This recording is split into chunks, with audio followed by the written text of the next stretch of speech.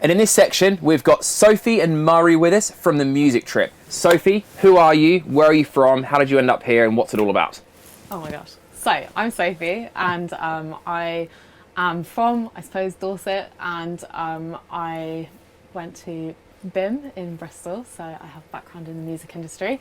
And I started the music trip with Murray about 2 years ago, a year and a half ago, and our whole attitude and ethos is bringing extended reality technology and the things that come under that umbrella, so 360-degree media, VR, AR, we're bringing that to the music industry, and Sweet. We're working with artists. And you, Murray, what's your journey been like so far? Yeah, so I mean, I've always loved music and I've always loved tech, and I guess starting the music trip with Sophie was the ultimate conglomeration of both of those things. I started producing electronic music when I was younger. I used to do a lot of performing arts, a lot of theatre stuff, and then we met at university at BIM, and we're both kind of events organisers, business minded, and I'm possibly a bit more of a failed musician, so I decided to go into the managerial part of it. So failed musicians, I think most of us in this industry are either failed rock stars, failed DJs, but it's all good. It's going to happen for me in the future. It's fine. It will. It always will. Just keep at it. It's all good. Just need a lucky break. Cool. So, can you explain to the audience, what is this immersive VR AR stuff? Bear in mind, people might not even know what AR is. So, in simple terms, explain it like you're talking to a 5-year-old. Yeah, so I mean, extended reality is the umbrella for all of these immersive terms. We've got virtual reality, where the whole environment will be kind of CGI, and that's what you see more in headsets, and it might be film media mixed with CGI. Then you have a lot of gaming. Yeah, that's a big industry. Augmented reality, where you have graphics layered over real life and real life interacting with CGI graphics. And then we're now starting to see MR, where mixed reality, HoloLens. All of that is really exciting because you can interact with your real world environment without being completely closed off. So essentially the starting point for Sophie and I is, let's involve the music industry in this. Let's really get them on board with this and not leave them behind, like the music industry so often does with streaming and all digital tech in general. Yeah. Mm-hmm. So yeah. Basically anything that's kind of a bit more interactive than just watching a screen, that's what we work in. So I mean, you see a lot of augmented reality in social media, so there are effects that people use where you can put like the dog ears on your head or things like that, where you've got CGI interacting with you live. That's augmented reality. And then, I mean, like one of our big things is VR and 360-degree media. So that's when you're in the middle of a sphere of content, whether that's animated, whether it's filmed. We have 360-degree cameras, so just popping them in, and then you, as opposed to just watching, the idea is you can look around and you can interact with the media, and you're more of a character in the story. So it's really cool for artists who have like a really cool concept or message, or an event is perfect for events, because I mean, you know, you get to be sort of more involved, you get more of the atmosphere. Well, hang on, are we doing like live stream, flat screen, step up, or are we talking events down or events plus? Where does this fit if we looked at the spectrum from a live stream through to a live event? Where does this sit? I think, wow, so I think with hybrid events, you've got the idea of having a physical event and then adding a live stream so you can expand your audience and appeal to a larger number of people. So the way that we see 360 is, instead of just looking at a 16:9 screen, you actually move your view around, so you have this sort of magic window that you can rotate and look up behind you. You've got an audience behind you, you can look at the stage, you can look at the sort of tech maybe to your right, and the whole environment. So I think it works in a way that it complements a physical event very well, because you're giving your virtual audience a much more real experience. Okay, so if we've got a stage over there, mostly music, right? And art, generally speaking. Mostly music, yeah. Okay, we have a stage, very curated, beautifully designed, great set, great lights, great performance, great musicians, right? Why would we want to look behind us to a bunch of like the audience members or the sound desk? What's the value to the audience member in that? I think when you're working with technology in the music space, you've really got to think about how you're kind of capturing that atmosphere. And the atmosphere isn't just that straight on look. The atmosphere is seeing the people smiling, that audio raw, and yeah, the whole experience is that immersive space. And I think it's not really about replicating it necessarily either. It's about adding something extra, a reason to go to a virtual event rather than just going to the physical one. You have to have a lot of exciting things to draw you to that virtual event. So yeah. I think mean, 360, yeah. And like, if you're, say you're streaming a festival in 360 and you've got your artists on the main stage, and like, yes, it's wonderful that you can see it and it's perfectly tailored by the director and by the by the videographer. They've got that perfect angle, but ultimately the viewer isn't in control, and they're watching essentially a TV. And if you give the viewer an option to turn around and see the mosh pit and then like see some nutters to your left like having a great time, you do get that's infectious to the viewer. Sure. Now, is this 2D screen or are we talking headsets here? This is, okay, so the wonderful thing about 360 is you can watch it on your phones, you can watch it on your desktops. It's completely compatible with all of your technology. Okay, so it's not necessarily a screen where you slide it around. This could be a headset, or I could use my phone to look over that as well. Yeah. Okay, cool. So if you have a VR headset, amazing. Because you can just use your head to look around. If you have your phone, you can use your phone to look around like that. Or if you have your desktop, then yes, you can use your... So nitty-gritty stuff here of headset, phone versus computer screen. Which one's most engaging? Do they all have merit? Yeah, I mean, the portability of just having your phone and having that magic window is obviously quite key to that. But if you want to get really immersed, you need the headset. But the thing is we're just starting to see that upward trend of kind of virtual experiences becoming a bit more of a normality. And it's not just games anymore. It's not just gamers that are buying the headsets. So I think more people will start to have headsets, but equally, I think people will be more inclined to pick up their iPad and experience these virtual events even without a headset. And I think they're quite different markets sometimes as well. So it depends on your event. What's going to work for you. Go on, sorry. With like I think headsets have more sort of they trick your brain a bit more, I think, because obviously you're blocking out the world. You've got your headset on. But I think if your event is geared more around like asking questions, if you've got a Q&A or something, if you've got your laptop, you can obviously just type your question really quickly. iPad, same thing. So, and yeah, everyone's got a phone. Like, I don't think I know anyone who hasn't got a smartphone now. Even my granny has one. Like, amazing. But like, so you can ask your questions, and yeah, 360-degree media is so commonly mistaken to be VR and only VR headset compatible. But it's not. That's a very key point. Okay, cool. So this is a massive improvement from watching stuff on a 2D screen, How does it fit into the live environment, or does it not? Does it sit alongside a live experience, or is it only for people engaging remotely? There's two ways of looking at it. You can have actual virtual experiences at events in the form of VR arcades. Venues in London are already doing that, where you can go in and experience 360 media, and we try and do both, really. We want to go to an event, create a whole new virtual online experience, and not replace the physical event. So as an event organizer, if it is right for you in the first place, we'll go set it up, and we'll try and add that special experience on top of it, so that it's more than what you might experience at the physical event. And we use you can put more like exclusive content and stuff in it. Yeah, we can use kind of a whole package of different technologies to kind of make it better, but crucially it's about the concept and the creativity that will get the audience there. In terms of if you're adding to an event, if you're offering, it's very easy to integrate a 360 virtual live stream into your event, because it is a case of having one camera that captures everything. So it's got it's multiple lenses, and instead of having your videographer running around and trying to capture every angle, you just kind of have your camera right in front of the stage, maybe on the barrier, maybe just before that, so it's not blocking, maybe in the sound desk front of house or something, and yeah, it's very non-imposing. And you've got your physical event, you've still got your same number of guests, but then you've also got this live stream going out to the world where you have an unlimited number of unlimited audience. You could ticket it, so that's an unlimited income.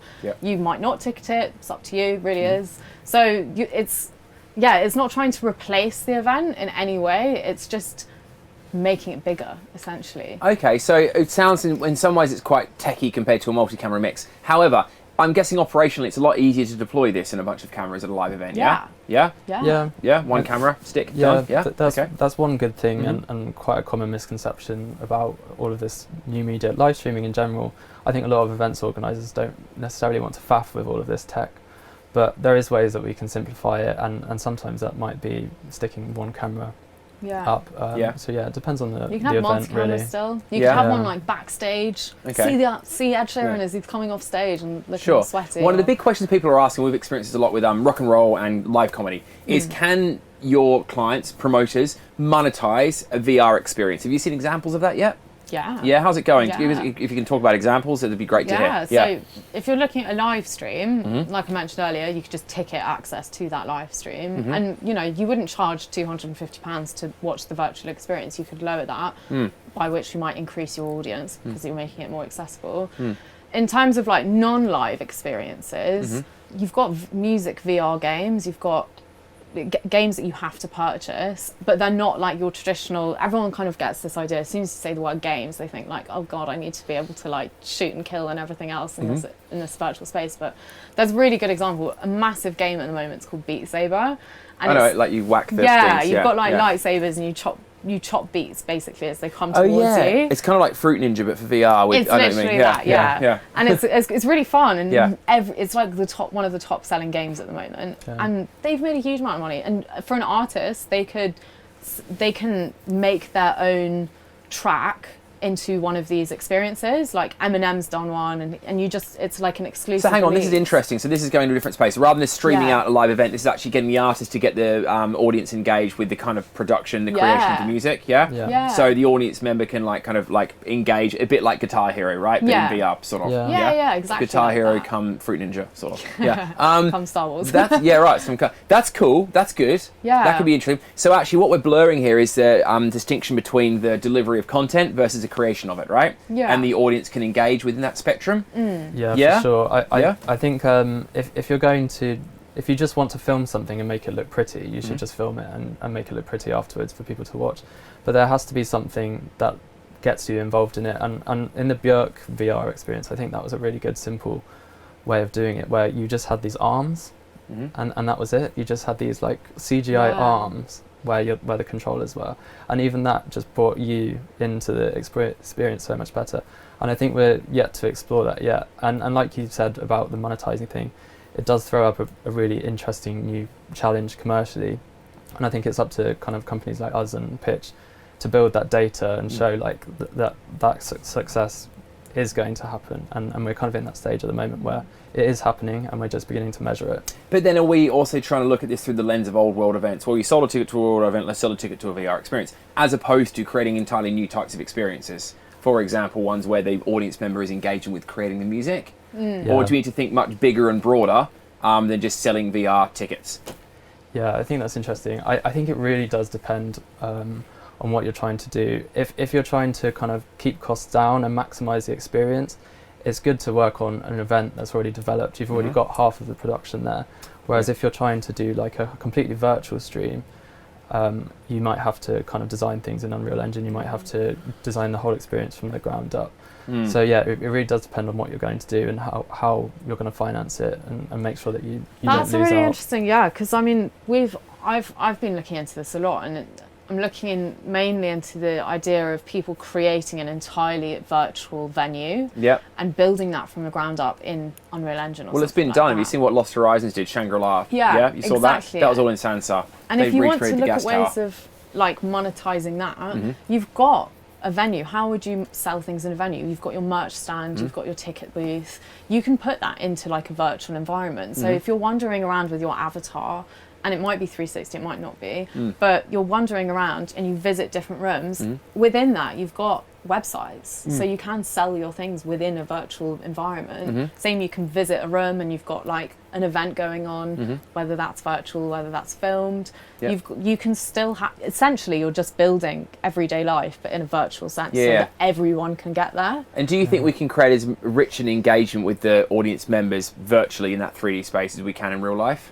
Absolutely, Yeah? It's How's that? Content ideas. Some people would say that it's very hard to replicate people, touching and smelling and hugging and stuff. What do you think? Yeah. I don't think it's a case of trying to replicate things like that, because you'll only be disappointed. Like, there is no, until we're all wearing haptic suits, which is when you feel digital things, that's not going to be achievable, and you'll only disappoint people. But instead of trying to replicate something, why don't you try and make something up? The whole wonderful part of digital media is that there is literally no boundaries to what you can make. So often a lot of these questions are rooted in the idea of trying to replicate live events, but it's like, well, we could reinvent something completely new. Yeah, why not? We could be flying on the moon, whatever, or a different planet that doesn't exist, yeah? Yeah. Got some questions. Tom Benoit says, do you think VR will get more popular? There was a boom when it was first announced a good few years ago. Do you think it will get traction again? In fact, I think we're on version 4 of VR since the 1980s, I think. Yeah. What do you think? 104 maybe? Maybe, yeah, I think it is. I mean, last year, so Oculus is a VR headset manufacturer who've been bought by Facebook. Yep. They released the Oculus 2, the Quest 2 last year, and that sold out. And that was 300 quid or something? 300 quid. It's That's the lowest affordable. price Yeah. a headset's cheaper. ever been. And Yeah. it sold out. But the thing is, like, people have a fear of headsets because, you know, you're cutting out real life, and it's very isolating, and people don't necessarily want that. But the way that we've come in the last 5 years, you add another 5 years to that, it's not going to be headsets anymore. It's going to be glasses people wear. It's going to be like Black Mirror chips in your head thing, that kind of thing. It could be anything. Yeah. And so, I think what could really transform VR and move it to that next level is kind of the use of coding that is less PC intensive, stuff that can be kind of loaded on the browsers. I've been talking to a few VR developers and people who are making these experiences, and the problem is at the moment is they're using quite computer heavy rendering things, and it's not necessarily always compatible with like these mobile processors essentially that you're wearing on your face. So I think once we can kind of shrink all of that technology down into these kind of more mobile platforms, it'll be a lot better, because we're seeing with like Oculus venues at the moment, the graphics are nowhere near as good as what you got in like Lost Horizon, for example, where it was all just mind-blowing. So yeah, I think as the technology evolves, headsets will get smaller, the software will get better, and I really think that we should stop this idea of trying to replace things and think of it as an addition to experience. Yeah. And like I know Tom's question was about VR, but like the whole idea of augmented reality is taking that element of virtual and integrating it with real life. So AR glasses are a massive thing at the moment. Like but Google Glass, was it? Or the Google Microsoft Glass was weird. That was really work, that was a bit of a flop. I think apart from anything, I think they were a little bit ahead of their time. Oh, like really? Okay. I think people weren't quite ready for that, but I think people are getting more and more used to it. Like the pandemic has done sort of the tech world a bit of a favour in a weird way, in that people have been forced down this route of virtual interaction. But I think AR glasses, it's not the idea of shutting out the world, it's now just putting layers of graphics on top of what you're seeing. So like you might be riding your bike, and instead of having your phone here as you're riding along, you're wearing a pair of glasses that just have an arrow saying go right here. And how far off is that? Not very far. I think in the next 5 years. Okay. I think we're actually seeing the transition now, slowly but surely. Like we've got Apple's headset coming out, which is kind of high end, but it's trying to blur the lines between the reality and the virtual world, and I think that technology is going to shrink and shrink and shrink until we can literally have virtual overlays that just come up whenever But the principle's there already. Already on my watch and my earpieces, I'll get a text message read out to me. It's all like getting information from a digital space into your brain through whatever means. We have that already on our watches and our earpieces. So the eyes are just the next thing, right? Yeah, I think it's about using technology to look up rather than looking down. I think that's the next step. We're going to start looking up and being open and being able to communicate and do our, But take AirPods. I know they're pretty crude and there's nothing new about an AirPod, but I can have them passively talking to you and receiving a text message at the same time. Yeah, it's crude, but it's maybe going in that path. I think, we've seen the rise of podcasts, but I think especially when it comes to events and creative industries, we all know the value of visual media. Like when at uni, they were like, make a really cool music video, your imagery is really important to your brand. Yeah. So from a brand's perspective or an event organizer's perspective, when you're in an event, you don't want to be listening to another person as well as watching your video. Yeah. Why can't we have this like graphics overlaid while we're watching the stage? We can have, animations that are interacting with the artist or controlled by the artist even. Yeah. That's augmented reality. Having a floating, you know, logo or something, you can have that.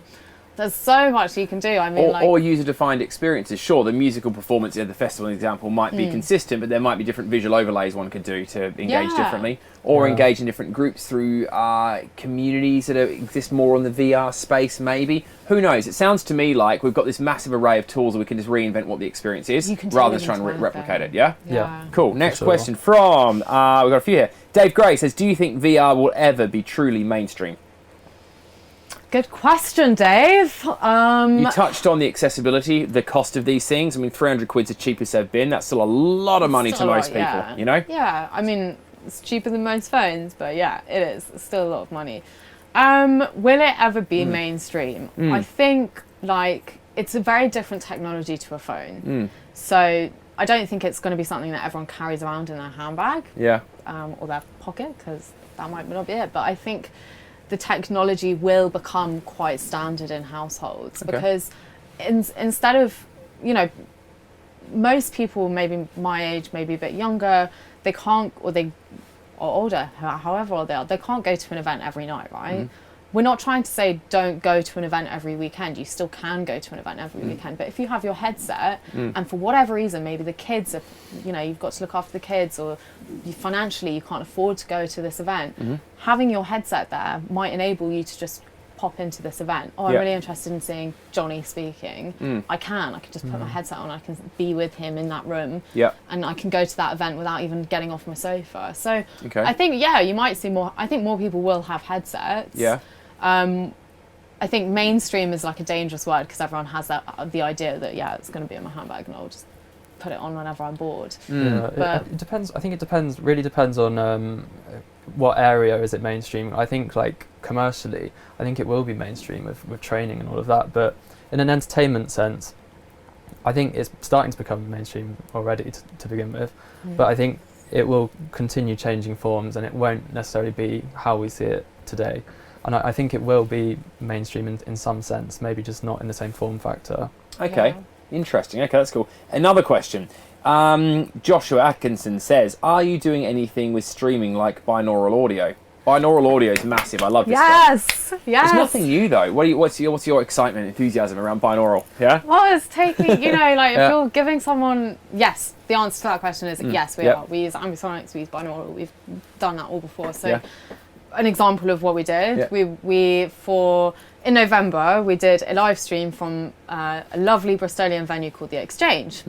I'm sure many people watching will know, and it's a music venue trust venue, and it's got a lot of history, and they were obviously shut from the majority of last year. So we did a stream with them where it was just like this lovely girl called Kate Stapley, and she was performing, and yes, we had the 360 camera in the middle of the room. We had Kate on one end, we had Murray and I sat on a sofa on the other end, and Iwan from the venue was sat there as well. And yes, we had microphones. We all had microphones. And for those people who don't know what binaural ambisonics is, it's where your sound is linked to the source. So say you have a camera here and Johnny's talking, it'll come from Johnny. And if I'm talking, it will come from me. But it doesn't matter how much you turn your head, the source of the sound will always stay the same in ambisonics. Right. So if you're going to make an immersive experience and you've got 360 degrees of view, when your audio doesn't come from the source, you're taking away from that immersiveness of it. So what's the process here? Is it like chopping to the microphone that's most active, or are you actually using an actual binaural microphone, the skull thing with the microphones in the ears? The Nemo one, that's a good one. Yeah, the Nemo one, You probably wouldn't use binaural for VR because binaural would be from a static point. Yes. We tend to use ambisonics, where if you turn your head in VR, then the point source was. So you've got two different things. Your ambisonic thing is making it so wherever I turn my head, I'm hopefully getting the predominant sound source. Your voice will always come from you. It doesn't matter where I look, your voice will always come from Fine, so it's kind of almost the opposite. So if I turn my head round, I'm always hearing it from that direction. I will always be here. Fine. Yeah. Whereas binaural, very different, which is a static, the head. It's interesting that you say like, it's been around for ages, and I think that is a really key point. I read about binaural systems in the 90s. I was fascinated by the idea of it. I've always wanted to get a lump of styrofoam and carve my own head and put some microphones inside the ears. For anyone who doesn't know, do you want to describe binaural? Your ambisonic explanation was good. Yeah, I mean, I'm not that good at explaining. I'll explain. So basically, right, all the audio we receive is based on hitting our eardrums, basically, right? So you want to replicate that, you get a thing that's a head, and you have microphones where the eardrums are. Now, you record those 2 channels, then you as a person put your headphones on, you're hearing exactly what you would hear if you were in that real world environment. Listen on YouTube, there's loads of stuff, get some headphones on. The barbershop one's really good. The barbershop one's really good. It's trippy, amazing. Yeah. So that's binaural. Are you using binaural, or are you more ambisonic with your stuff? We use more ambisonics because that makes more sense in terms Absolutely. of a 360 degree. Completely. But the way that it's done is you have this sphere, essentially like a virtual sphere, and you place your sounds within the sphere. So you say, right, Sophie's voice is coming from, drag and drop on Sophie, and Johnny's is coming from here, Murray's is coming from here. Cool, yeah. And then the viewer sees that and they hear it too. Yeah, wicked. So it's just like really like adding to those cues that make someone believe. And now we're going technical. How do you process that? Is it a matter of fading up and down mics, or is it more sophisticated than that?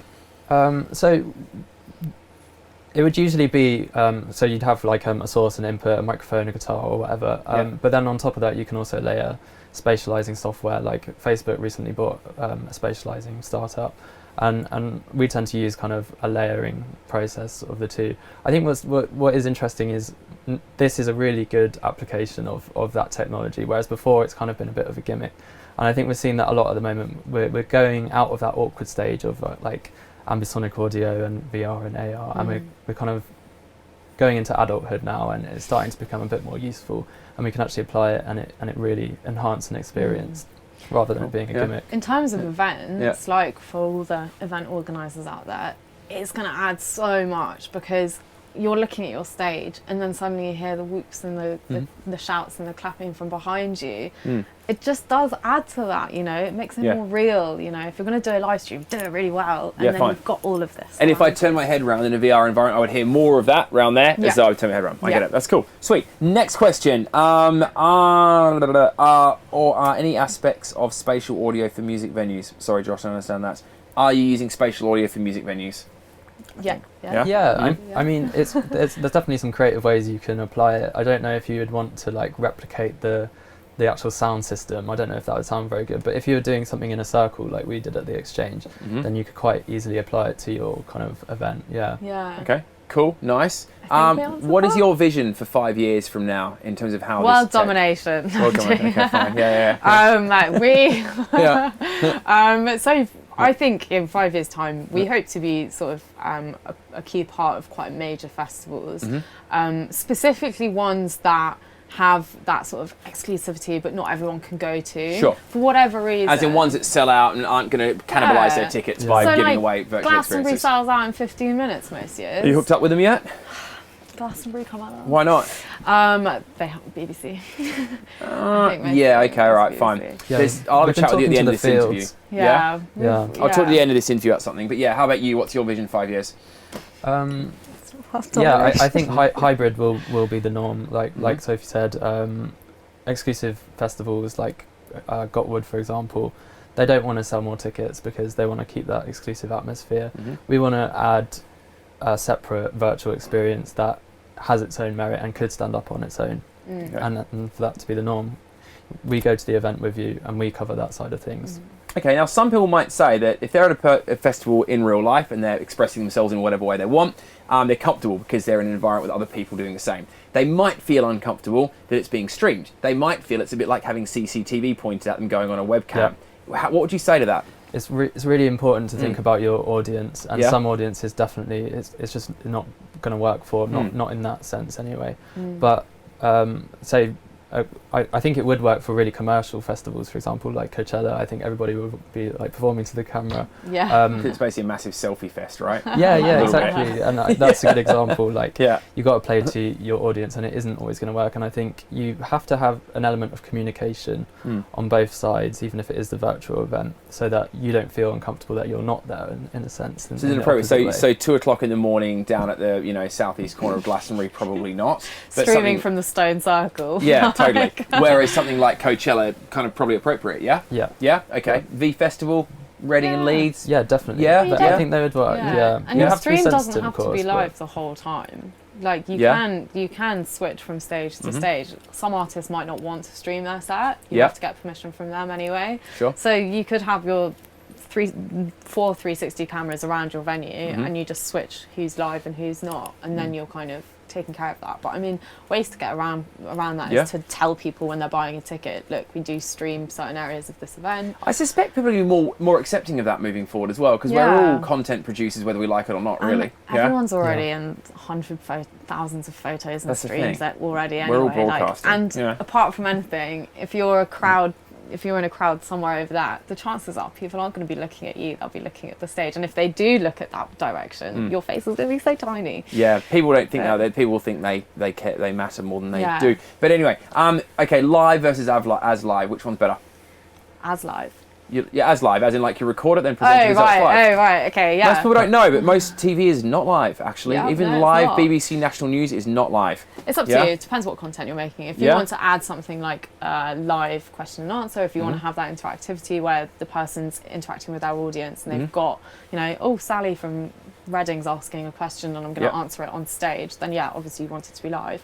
If you're pre-recording and then streaming, like you have the time to edit, you can add in things that you might not be able to. Does that not take away from the sort of pertinent, transient experience? I think it does, Yeah. I think if we're going to be leaders in like this area, I think we should try and get people to do things live as much as possible because it is one take, and if you go to see a performance live, you get to see the mistakes, and that's sometimes what gives it a bit of personality, but sometimes it's just not appropriate to do it live. That's cool. Okay, another question from Adam. Do you reckon there will become a point where it will be more beneficial attending virtually than being there in person? Could be, yeah, I think so. I think there's different reasons for why that would be useful to someone, but yeah, I think if you're hosting an event where you've got a really cool key speaker and you've got the opportunity to broadcast it to a worldwide audience, why wouldn't you? Because that's information and knowledge is power and all of that, so why not? And you could be adding a whole lot more value to your brand. Instead of your brand just being local to Bristol, you could be local, you could be everywhere. And so audience size is a benefit to virtual. Yeah. What are the other opportunities around virtual that could make it better than live? I think you have some really unique opportunities opening up with this sort of stuff, because you can teleport people in from around the world that you might not normally be able to get in one room. Like you're seeing on TV shows at the moment, the norm is now where people are just talking to people on Zoom. It's still personal, but they're not actually in the room, and they might not be able to get there normally. COVID aside, I think that might stay post-pandemic. More and more softwares are coming out where people can basically be holograms, and like they can just be in a studio without being there. That leads on to environmentalism. Like that is going to be such a key driver of hybrid events. You're not asking to bring an audience in from loads of different places. Somewhere like the US where it's massive and people are flying about to go to all of these events. I mean, in terms of artists and musicians, loads of major artists are now announcing that they're not going to be doing worldwide tours anymore because that's, they're very aware of their carbon footprint. If you're an artist and you say, okay, I'm going to do a UK tour and then I'm going to add another date to that tour where it's just live streamed, then you've got, unlimited tickets. You're not flying about, spending loads of money and eating up loads of oil. You're doing your part for the environment, and you're still having these huge ticket sales. You're still earning an income, and actually you probably got a better profit margin because you're not spending loads. You're not kitting. You're not.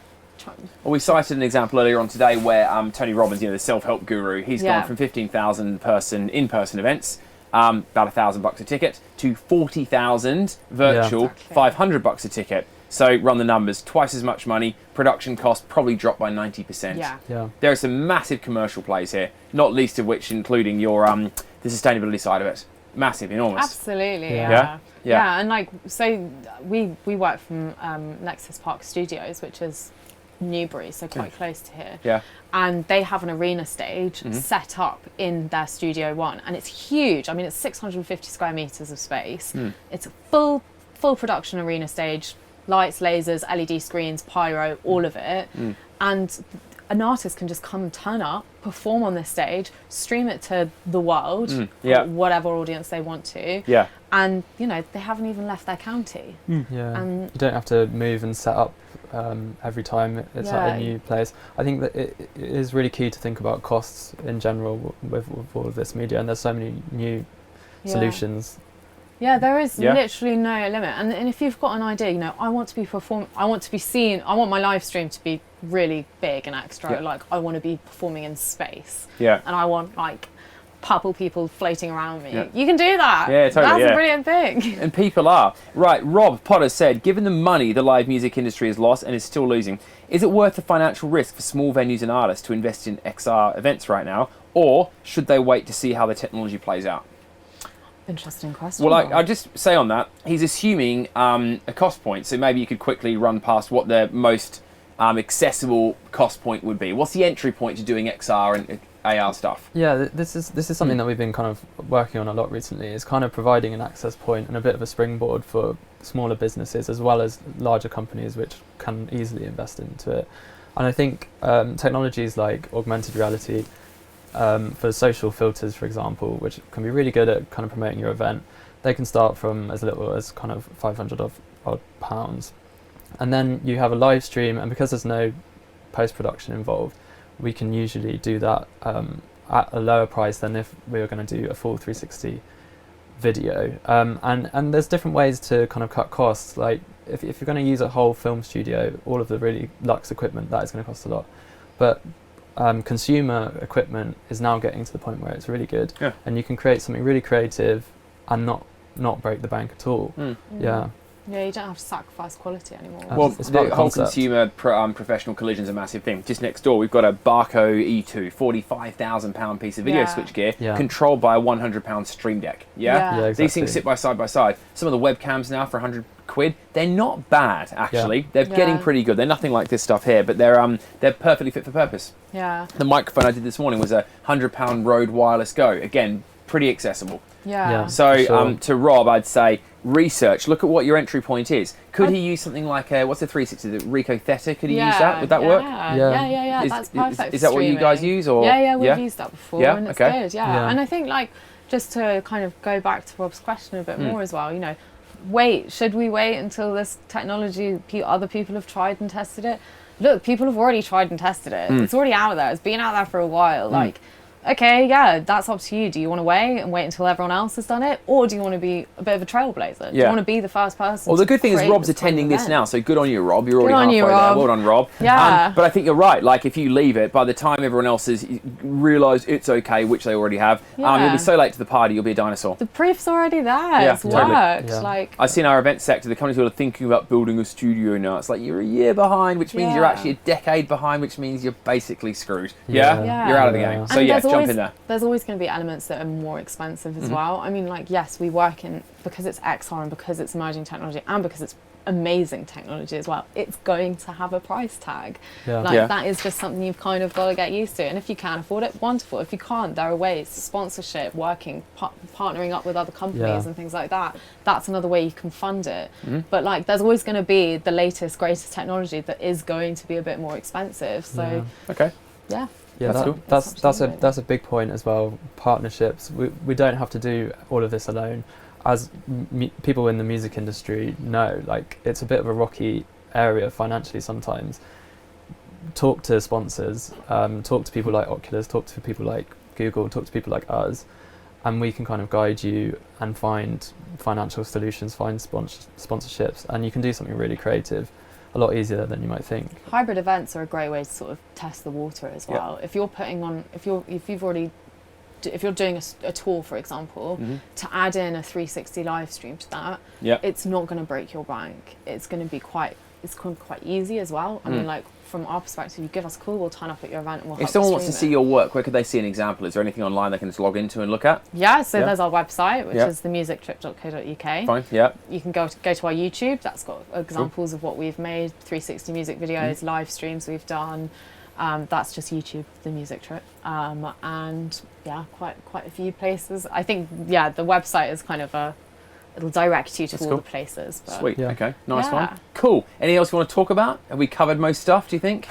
What else is going on in your world? Mostly events we've spoken about. Yeah? I mean, Yeah. we've to sort of like take the next step for artists that are exploring doing these 360 live streams.